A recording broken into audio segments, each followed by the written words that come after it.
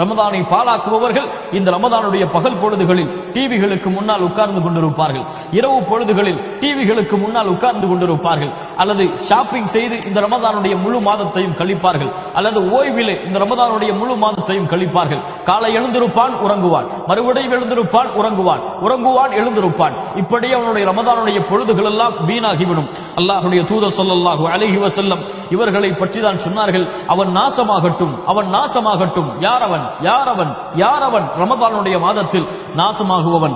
யாரை ரமதான் சந்திக்கிறது? வரகிம அன்ஃபு ரஜுலின் தகல அலைஹி ரமதான், ரமதானுடைய மாதத்தை அடைகிறான். தும்மன் சலக கபுல ஐயுகஃபர லஹ், அவனுடைய பாவங்கள் மன்னிக்கப்படுவதற்கு முன்னால் யாரை விட்டு ரமதான் சந்தித்து அவனை கடந்து செல்கிறதோ அவனுடைய பாவங்கள் மன்னிப்பை பெறாமல் அவன் நாசமடைவான் என்று யார் சொன்னது? முஹம்மது ரசூலுல்லாஹ் ஸல்லல்லாஹு அலைஹி வஸல்லம் அவர்கள் சொன்னார்கள்.